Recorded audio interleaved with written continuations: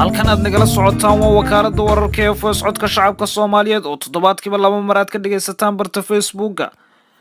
qodobada warka ugu doorka roon waxa kamid ah ganacsada Cumar Ciidiid oo xorriyadiisii dib u helay. Al-Shabaab oo laga qabsaday magaalada Marka. Dhul gariiro khasaare dhaliyo ka dhacay Taiwan. iyo sportigi Manchester City oo gurigeeda lagu dardaray. Leicester City oo hoggaanka sii dheereysatay.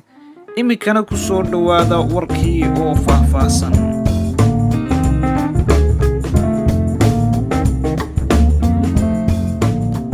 ganacsada Cumar Ciidiid ayaa xorriyadiisii dib u helay kadib markii uu muddooyin ku xidhnaa magaalada Hargeysa.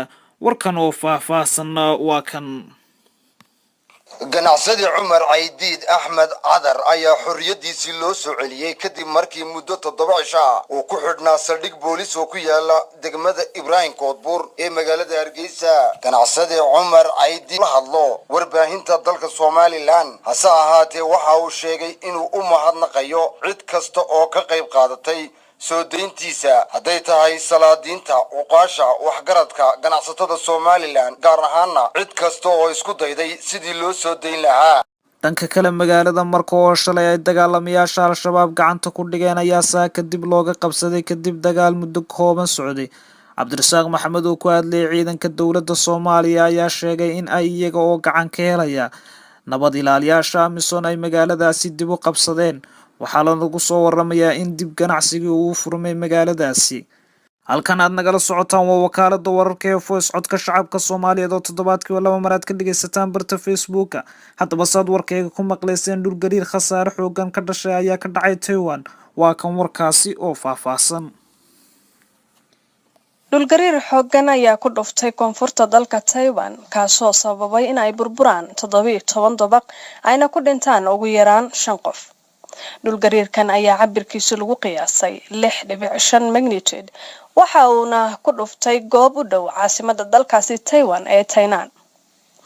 in ka badan 200 oo qof ayaa laga soo badbaadiyay mid ka mid ah dhismayaashii burburay balse kooxaha gurmadka ayaa wali isku dayaya in ay gaaraan dad laga cabsi qabo in ay gudaha ku xayran yihiin. aynu jaleecno dhankaasi iyo sportigi. kooxda Leicester City ayaa guul weyn ka gaartay kooxda ay martida u ahaayeen ee Manchester City oo ay ku loolamayeen hoggaanka dalkaasi Ingiriiska. Leicester City oo hoggaanka si adkeysanaysa ayaa City ku garaacday 3-1 wuxuuna kulankaasi ka tirsanaa wareegga 25aad ee horyaalka Ingiriiska. City guud ahaan ciyaarta waa laga gacan sareeyay waxaana goolasha u kala dhaliyay kooxda Leicester City. Robert Hood oo 2 gool u dhaliyay iyo Riyad Mahrez oo 1 gool dhaliyay halka goolka Manchester City uu dhaliyay ciyaaryahan Aguero. Leicester City ayaa ku hogaaminaysa 53 dhibcood halka Manchester City ay leedahay 47 dhibcood waxaana booska saddexaad ku jirta kooxda Tottenham. intaasi guud ahaan waxaa noogu dhamaaday warkii ood nagala socoteen wakaalada wararka ee Voice codka shacabka Soomaaliyeed oo toddobaadkiiba 2 mar aad ka dhageysan doontaan barta Facebook. warkan waxaan la socodsiinay anigoo aan yaala Saciid Cabdi Juulo. warkan intaad war xigaad ku kulmi doontaan waxaan iga tagayaa. wassalaamu calaykum waraxmatullaahi wabarakaatuh.